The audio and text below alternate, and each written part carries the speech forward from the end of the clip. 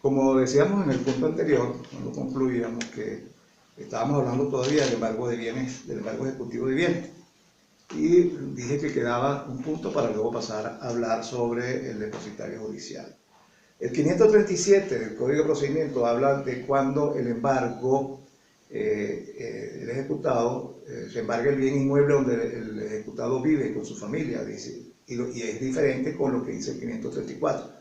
¿Por qué? Porque el 534 dice que si el ejecutado vive en un inmueble que es su morada, con su familia, él puede dar bienes para que se embarguen eso y se sustituya por y quede liberado el inmueble que sirve de morada. Este artículo 537 no dice lo mismo, aunque pudiera aparentar que dice lo mismo, sino que lo que dice es que si el inmueble que es objeto del embargo es ocupado por el ejecutado y su familia, este debe continuar ocupándola, y este desea continuar ocupándola hasta que se ejecute la venta pública en subasta del bien inmueble, él continuará ocupándolo y el tribunal deberá fijar un quantum, un monto por el uso que haga el ejecutado de este inmueble. Acuérdense ustedes que en el artículo 536 se habla de que se desposee jurídicamente los bienes. Aquí hay una figura de que quedan los bienes en un limbo, se han desposeído, ni son del ejecutante ni son del ejecutado. De hecho, el código o la ley habla de un depositario judicial a quien se le entregan estos bienes, que los resguardará hasta que el tribunal se lo solicite para adjudárselo, entregárselo a la persona que ha sido favorecido por el remate judicial. ¿Okay? Entonces, por lo tanto, ni es bien del ejecutado ni es bien del ejecutante. Entonces, si no es bien del ejecutado y este vive y va a continuar viviendo en el inmueble hasta tanto se verifique la subasta o la venta pública o la venta judicial, como ustedes quieran llamarla, en esa oportunidad, él tendrá entonces que pagar por el uso que haga de ese bien, porque ese bien fue desposeído y por lo tanto ya no es de su uso ordinario, sino que pasa a ser al hecho propio, pasa a ser entonces de la ejecución, ni es del ejecutante ni es del ejecutado. Para seguir el orden del código, yo soy en estos temas de ejecución, soy ortodoxo, me gusta seguir la normativa del código para ir explicando el sentido lógico que lleva la ley. En este momento, en algunos artículos, el legislador es lógico por su continuidad, no así como vimos pues, en otras materias que ustedes han visto que salta de un artículo a otro. En este punto en particular, la ley es susceptible, va siendo consecuente con lo que viene hablando, o sea, es correlativa la normativa. En el 538 se habla de la posibilidad de que los bienes a embargar, los bienes muebles a embargar, si es susceptible de que haya algún patrimonio en ese patrimonio ejecutado o en ese patrimonio ejecutable bienes suficientes muebles y que sean susceptibles de corrupción, ¿ok? Si entre los bienes embargados vienen cosas corruptibles, el juez podrá, previa audiencia de ambas partes, autorizar al depositario para que efectúe la venta de dichas cosas previa estimación de su valor por un perito que nombrará el tribunal. Dicha venta se anunciará mediante un solo cartel que publicará en un periódico que circule en la localidad, pudiéndose prescindir de esto en caso de que el temor de la corrupción de los bienes sea tal que la naturaleza se haga necesaria dicha omisión. Claro, la norma aquí es general, habla de bienes susceptibles de corrupción, que pudiéramos entender bienes perecederos, bienes que se pueden desaparecer como productos vegetales, productos frutales, etcétera, que son susceptibles de corrupción, que pueden deteriorarse rápidamente. Igualmente encontramos que en el 564 dice: cuando los bienes muebles expuestos a corrupción o deterioro o sujetos a sufrir en su valor por la demora, suelen ocasionar gastos de depósito que no guardan relación con su valor, el tribunal los sacará remate mediante la aplicación de un solo cartel, aun cuando el justiprecio no se haya efectuado y fijado la oportunidad del lugar que crea conveniente para efectuarlo, pero haciendo saber al público el día y la hora de la venta. ¿Okay? Si bien es cierto que esto se habla, es general la norma, yo quisiera agregar algo que la doctrina y la jurisprudencia ha aclarado. Recordemos que el código vigente es de 1987. Y en 1987 no existía ni remotamente la posibilidad del ingenio del hombre lograr las figuras de los celulares, de las computadoras, de todas las redes sociales que existen hoy en día, ni remotamente se hablaba de la posibilidad de hecho, en el 87 fue promulgado el código y el primer celular que apareció, por lo menos en Venezuela, fue en el año 91, 6 años después, perdón, 5 años después. Por lo tanto, el legislador fue aquí, puso en forma muy amplia la posibilidad de entender. Y repito, la doctrina de la jurisprudencia ha dicho pues, que estos bienes también son susceptibles de corrupción. ¿El por qué? Un bien tanto electrónico como los celulares, los teléfonos celulares, las computadoras, las laptops y todos los equipos que utilizamos para subir a la nube, a utilizar los medios electrónicos, son susceptibles de deterioro. Porque estos equipos embargados, ustedes pueden embargar una tienda de donde haya muchos bienes de este tipo y son depositadas en un lugar particular de la depositaria judicial. Si estos equipos no están resguardados a una temperatura determinada, en unos espacios determinados, en unas cajas particulares, y además de eso con unas características propias, y además de eso no se usan, estos equipos se deterioran, se fracasa, pues al momento de un remate judicial, que puede ser 1 año, 2 años después, no van a costar absolutamente nada, su valor va a ser mermado y por lo tanto es necesario que ustedes pudieran plantear, repito, no lo dice la norma, pero sí la doctrina de la jurisprudencia se ha encargado de aclarar de que estos bienes son susceptibles de deterioro, son susceptibles de la posibilidad de que sean deteriorados y no sirvan, o su valor en el momento del remate sea ínfimo y el costo muy mayor por el momento de la custodia que haga el depositario. Recuerden ustedes que el depositario, que ustedes quedaron garantía, tiene derecho a retención también. Si no se le pagan los aumentos al depositario, no hay posibilidad de que éste pueda poner a disposición del tribunal los bienes objeto del embargo. Eso sería el último punto relativo a los embargos de bienes, o el último comentario que yo pudiera hacer. Vamos a hablar de los depositarios. El depositario judicial es una figura que está prevista en el Código de Procedimiento y que a su vez existe una ley especial que se llama Ley de Depósito Judicial del año 1964. Aunque es una ley vetusta, esa ley está vigente.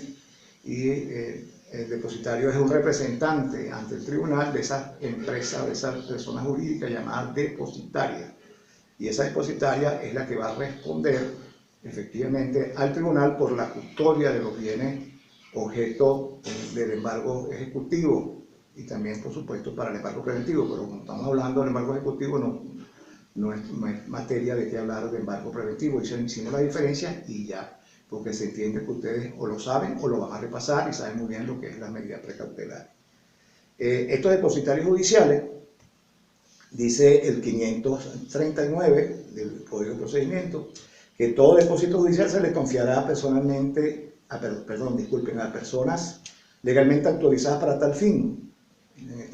La ley de depósito judicial exige que la persona jurídica llamada depositaria tenga un representante, una persona natural, que es el que va a ser entregado los bienes previo inventario para ser trasladado a ese espacio físico que debe tener como depósito, que debe tener en un espacio amplio y bien atendido, bien ventilado, que debe tener toda depositaria autorizada a su vez, de acuerdo a la ley de depósito judicial, por el Ministerio de Justicia, dice la ley del 64. Recordemos que ahora es el Ministerio de Relaciones Interiores, Justicia y Paz, o sea que ahora el Ministerio tiene más funciones y por lo tanto sigue siendo pues, el Ministerio de Relaciones Interiores, Justicia y Paz los que puedan autorizar o otorgar el permiso para que se puedan constituir estas depositarias judiciales.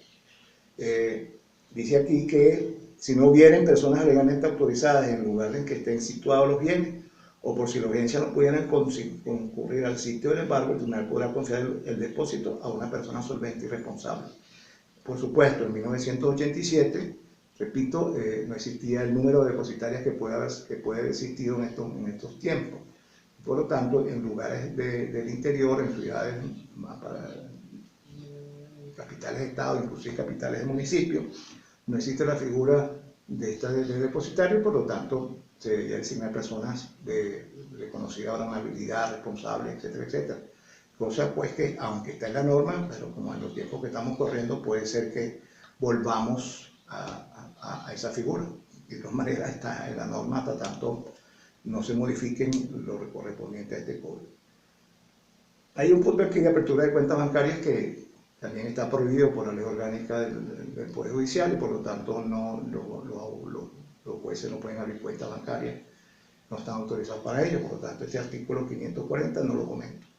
El 541 dice que el depositario tiene las siguientes obligaciones. Por supuesto, como decíamos antes, recibir los bienes por inventario que habla como un buen padre de familia, tener los bienes a disposición del tribunal y devolverlos cuando esto lo requiera. Cuando el tribunal lo requiera, hacer los gastos necesarios para la conservación de las cosas y la recolección de beneficios y la realización de los frutos, no servirse de las cosas embargadas, ejercer las acciones necesarias de recuperar las cosas. Acuérdense ustedes el derecho de persecución que tienen los depositarios, que ustedes estudiaron en depósito en los privilegios, en garantías del semestre pasado. Presentar las cuentas de su gestión dentro de los 5 días siguientes al remate judicial o dentro del plazo que fije el juez. Si la cuenta no fuera presentada, bien dice aquí este artículo nominal sexto, sufrirá la pérdida de derecho a cobrar emolumentos. No lo dice la norma procesal, pero sí lo dice la norma de la ley especial, de la ley de depósito judicial. Mensualmente, la depositaria está obligada a presentar los gastos mensuales de la manutención, de los gastos necesarios para el depósito como un buen padre de familia. Y estos gastos deberán ser sufragados con el monto final del monto del remate, se la sumaría al monto de lo ejecutado, el monto por la cual se va a cabo el embargo ejecutivo, lo gastado por la figura del depósito. Y esta figura de esta parte en particular, de estos montos, dice la ley de depósito judicial que si estos montos presentados mensual o, tal como dice la norma acá del ordinal sexto, que acabamos de comentar, oportunamente dentro de los 5 días siguientes después del remate judicial, se entiende de que si no hay oposición a ello, estas facturas o estos montos de manutención o de gasto de depósito, se entenderá que son títulos ejecutivos. Cambian pues de ser títulos netamente comerciales, de facturas exactas, pasan a ser un título ejecutivo y la depositaria puede proceder ejecutivamente contra en este caso contra el monto o el patrimonio, o vamos a llamar el quantum de la ejecución. A su vez, los depositarios tienen derechos, dice el 532, cobrar y percibir las rentas, alquileres, pensiones, arrendamientos, créditos embargados. O sea, está la obligación de cobrar, el derecho de cobrar, si así bien lo ordena el tribunal en el acto de embargo. Percibir y vender los frutos de las cosas embargadas, previa autorización del tribunal, cobrar emolumentos en la cantidad y forma previstas en la ley, etcétera, etcétera, etcétera, tal como lo habíamos conversado. En materia del 543, de los animales y objetos que son susceptibles de uso, puede ser que pues, el tribunal autorice al depositario el uso de algunos objetos susceptibles de uso, como pudieran ser vehículos, etcétera, etcétera. Y por supuesto, tiene que haber audiencia de las partes y esto tiene que a su vez indicar que el tribunal autorice a ello. Normalmente el 544 habla que las cuentas esas que yo hablaba, por el depositario seguirán para la aprobación y objeciones de la cuenta, de acuerdo a lo que diga la ley de depósito judicial. El 545 habla de las inhabilidades para ser depositario. Y dice aquí que no podrán ser depositarios los funcionarios judiciales, ni las personas antes indicadas que comprendan familiaridad o con nexo de consanguinidad, afinidad en cuarto grado y segundo de afinidad con los funcionarios judiciales. Y tampoco pueden ser depositarios ni el ejecutado ni el ejecutante de la persona que se relaciona que esté expresada sin el consentimiento del ejecutante. O sea, pero no hay duda que la prohibición expresa es para los funcionarios judiciales y sus parientes consanguíneos o afines, donde está prohibido obligatoriamente a los depositarios, a los funcionarios judiciales, perdón, ser depositarios judiciales, ni ellos ni sus parientes consanguíneos por afinidad y por consanguinidad, en cuarto grado de consanguinidad y segundo de afinidad. Luego, pues, de este punto de los depositarios, conversaremos o nos toca hablar de la oposición del embargo ejecutivo y su suspensión. Cuando hacíamos la diferencia al inicio del tema, decía que el embargo ejecutivo se diferenciaba del embargo preventivo, que el embargo preventivo o embargo cautelar en el proceso, en la causa, es susceptible de oposición por la persona a quien va dirigida y un tercero, o el tercero. En este caso, un tercero que se diga titular del derecho de propiedad de esos bienes muebles en el embargo preventivo. Aquí en el embargo preventivo la oposición es solo del tercero, tal como lo dice textualmente o como nos lo remite el artículo, o como nos reza el artículo 546 del Código de Procedimiento. Dice que si practicado el embargo o después de practicado hasta el día siguiente de la publicación del último cartel de remate. Quiere decir entonces que ese tercero se puede oponer, ¿okay? Repito, ese tercero se puede oponer al embargo ejecutivo desde el momento, ¿okay? Del momento de la práctica del embargo entre ese momento de la práctica del embargo hasta el día siguiente de la publicación del último cartel de remate. Veremos más adelante que el cartel de remate son 3 y por lo tanto el tiempo de oposición, ¿por qué? Porque el tercero dice la oportunidad en donde se va a llevar la subasta o venta pública. Entonces, si la norma dice así, debe ser lógico que tú puedes oponerte desde el momento de la práctica de la medida de ejecutiva de embargo sobre los bienes del ejecutado hasta el momento mismo del día siguiente del último cartel de remate. Vamos a dejarlo hasta aquí y continuaremos en la próxima parte.